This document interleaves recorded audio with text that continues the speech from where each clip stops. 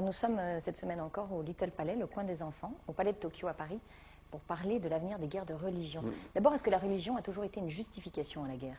Oui, bien sûr, même s'il y a des guerres qui se déclenchent pour d'autres choses que des religions, et c'est important de constater que c'est un fondement majeur d'un très grand nombre de guerres, pas seulement les guerres de religion comme on les définit chez nous, c'est-à-dire les guerres liées au conflit entre catholiques et protestants en France, mais depuis l'Antiquité, même avant le monothéisme, il y a eu des guerres entre des religions polythéistes, même si le polythéisme est moins guerrier que le monothéisme, puisque les polythéistes ont beaucoup de dieux et sont tolérants aux dieux des autres, qu'ils arrivent assez facilement à intégrer dans leur propre panthéon. Donc, en général, les polythéistes arrivent à s'entendre les uns avec les autres, mais en même temps, la religion a toujours été une sorte de définition de l'identité nationale. J'ai mes dieux, donc je m'identifie.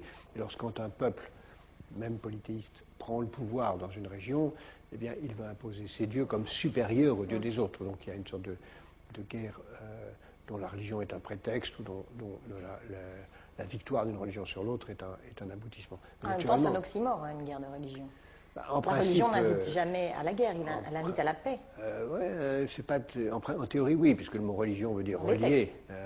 Mais en réalité, beaucoup de religions sont intransigeantes, exigent de considérer que l'autre Dieu est un escroc, ou que l'autre foi n'a pas de sens, et toutes les religions, à un moment ou à un autre, ont été conquérantes. Pour ne prendre que le monothéisme, il y a dans la Bible, tout au long de la Bible, des batailles qui, au nom de Dieu, ont permis de faire toute une série de turpitudes. Conquérante, c'est un mot positif. Guerrière, c'est différent. Est-ce qu'il y a des religions, conquérant, non. Est-ce qu'il y a des religions qui sont plus guerrières que d'autres? Conquérant, ce n'est pas forcément un mot positif si vous détruisez les peuples des autres au nom de votre Dieu. Donc évidemment, dans le résultat, mais dans l'idée d'aller conquérir. Séduire est un mot positif positif. Que de faire la guerre, s'imposer. Séduire est un mot positif, ou convertir peut-être un mot positif, à condition que ce ne soit pas au fil de l'épée. Les guerres de religion, c'est essentiel. C'est soit une guerre proprement religieuse, où à l'intérieur d'un pays, on n'admet plus la présence des autres, comme par exemple les chrétiens ou les musulmans n'ont pas admis la présence des autres, les chrétiens n'admettant pas ni les juifs ni les musulmans, et les musulmans n'admettant pas ni les juifs ni les chrétiens dans toute l'Europe du Moyen-Âge. Ça, c'est des guerres proprement religieuses, à l'intérieur de nations. Puis il y a les guerres dont les religions servent de prétexte, où on conquiert et on veut imposer sa propre religion. Et en principe, on pourrait penser que aujourd'hui, ce soit des concepts dépassés, même si, encore une fois... Ce sont toujours des guerres armées, des guerres de religion? Dans le passé, quand on regarde l'histoire, ce sont des guerres, lorsqu'elles sont des guerres de conquête, elles sont armées, c'est-à-dire qu'on se promène avec la croix ou le croissant devant les troupes, ou même quand on lit le Mahabharata ou les Vedanta, on s'aperçoit que ce sont des guerres qui servent de préceptes religieux, ou même lorsqu'on lit l'Odyssée, on s'aperçoit qu'il y a des guerres dont les dieux sont à la fois les arbitres, les spectateurs et les causes. On peut même, toute l'Iliade et l'Odyssée sont un récit de guerre de religion. Et puis, il y a des guerres non armées qui sont, quand il y a par exemple en Espagne l'interdiction d'être chrétien ou d'être juif, ce sont des guerres qui ne sont pas armées au sens propre, mais qui sont des guerres de surveillance, d'espionnage, de torture. De chasse. Oui, où il s'agit de faire en sorte que l'autre soit traqué jusque dans sa conscience la plus extrême. Et ça se termine toujours par des tortures ou des meurtres. Aujourd'hui, on peut dire qu'il y a des religions qui sont plus guerrières que d'autres? Bon, on va sûrement en parler longuement. L'histoire d'aujourd'hui nous donne le sentiment que la religion la plus combattante, c'est l'islam. C'est vrai qu'aujourd'hui, le consensus dominant, c'est de dire c'est autour de l'islam que se passe l'essentiel des guerres de religion.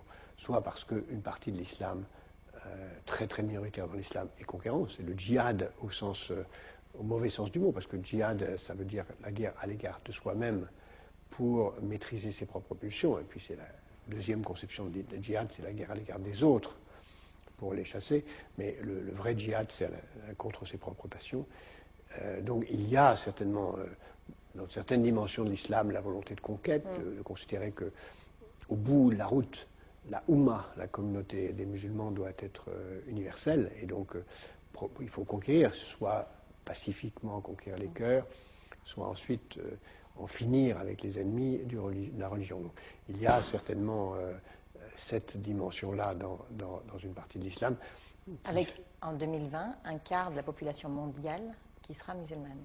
Oui, mais ça c'est par la démographie, pas par le fil de l'épée, ni par la guerre de religion. D'ailleurs, il y aura un quart aussi de la population de la planète qui sera chrétienne à cette époque, d'ailleurs, avec des oppositions très nombreuses à l'intérieur du christianisme. Donc, on va sans doute en revenir, mais c'est vrai qu'il y a aujourd'hui... Tout ne se résume pas à l'islam contre le reste du monde. Oui, il y a quand on parle de guerre de religion, tout quand même beaucoup de points de friction entre l'islam et le reste du monde. Partout, il y a des points de friction dans les pays Balkans, il y a des points de friction en Asie centrale, il y a des points de friction en Chine, il y a des points de friction en Indonésie. Il y a ça n'est pas cristallisé au Proche-Orient, enfin au Moyen-Orient. Non, il y a des points de friction en Afrique.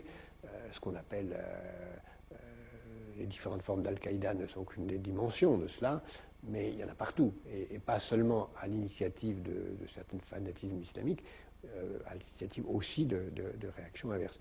Mais, comment on pourrait définir cette guerre entre l'islam et la chrétienté? C'est une guerre interminable? C'est la guerre entre deux monothéismes prosélytes. Au fond, il y a trois monothéismes. Il y a le monothéisme juif, qui n'est pas prosélyte, donc il n'a pas vocation à faire la guerre pour conquérir, il essaye seulement de survivre. Et les deux autres monothéismes, le chrétien et le musulman, sont eux prosélytes, c'est-à-dire ils souhaitent convaincre et avoir chez eux tous les autres. Donc forcément, ils sont rivaux, puisqu'ils sont tous les deux et monothéistes, ils croient en un seul Dieu, et ils sont prosélytes. Un petit peu, ça renvoie très précisément à la théorie de la violence de René Girard, qui dit qu'on n'est jamais plus rivaux que celui qui vous ressemble. Et évidemment, chrétiens et musulmans se ressemblent énormément, puisqu'ils sont tous les deux fils d'Abraham, monothéistes et prosélytes. Donc il y a la ressemblance des deux fait qu'ils ont vocation à être en situation de rivalité. Donc ça, c'est clairement une rivalité. Mais il y a aussi, il ne faut pas l'oublier, d'abord des rivalités à l'intérieur de chaque religion. Dans l'islam, rien n'est plus terrible que les oppositions entre sunnites et chiites qui donnent aujourd'hui des guerres terribles qui ont conduit à d'innombrables massacres, récemment encore en Irak et dans d'autres pays de la région.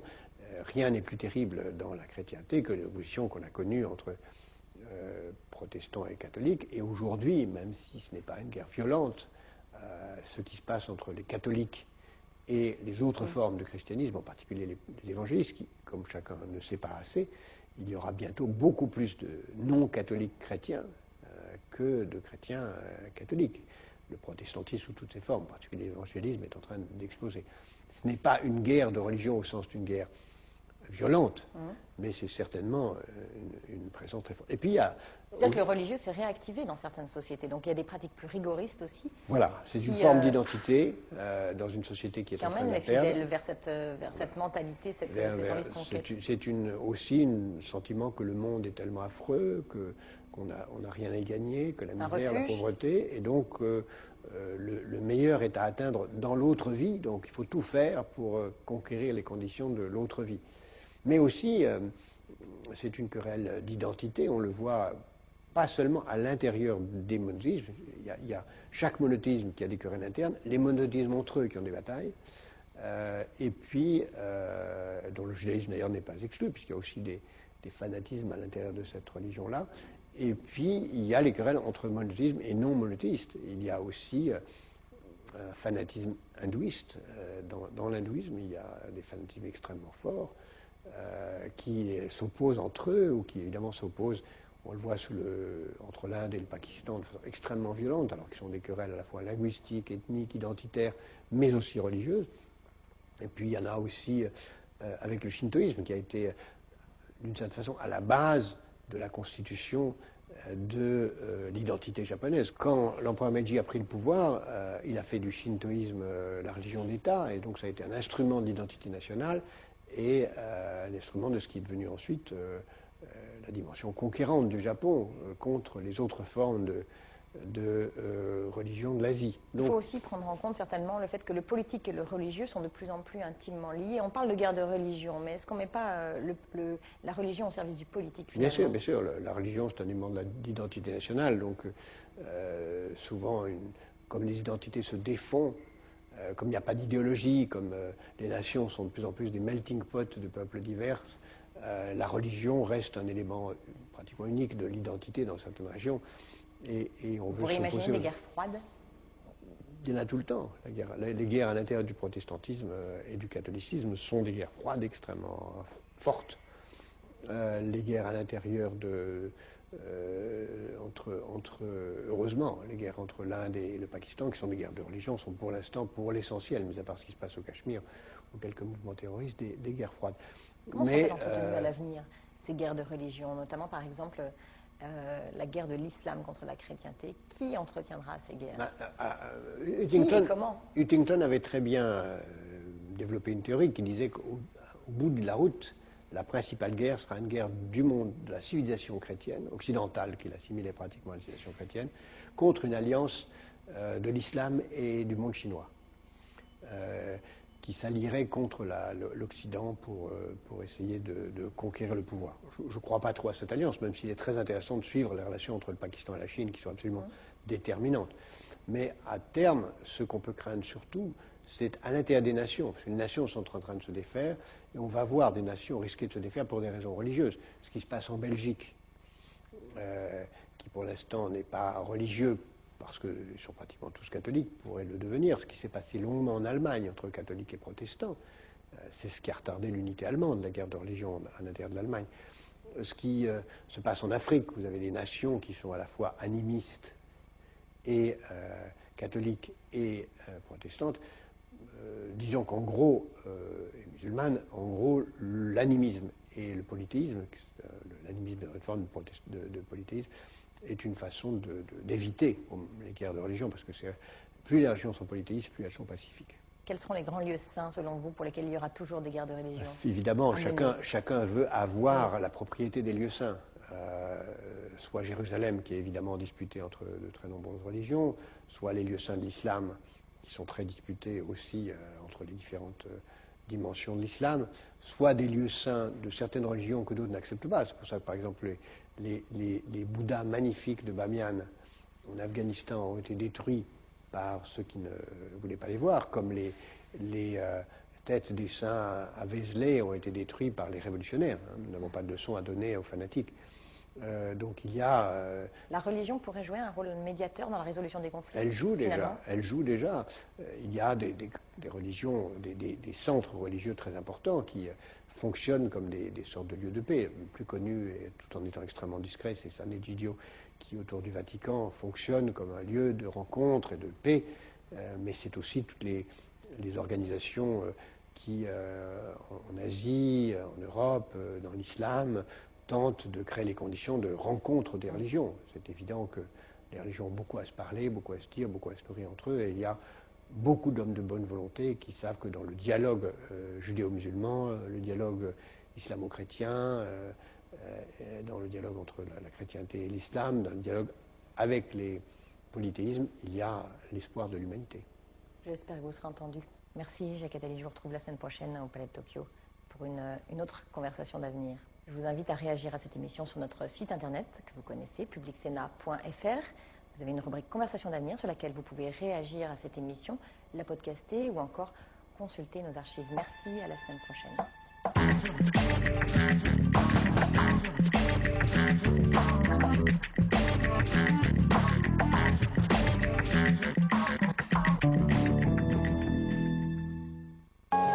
L'un des salons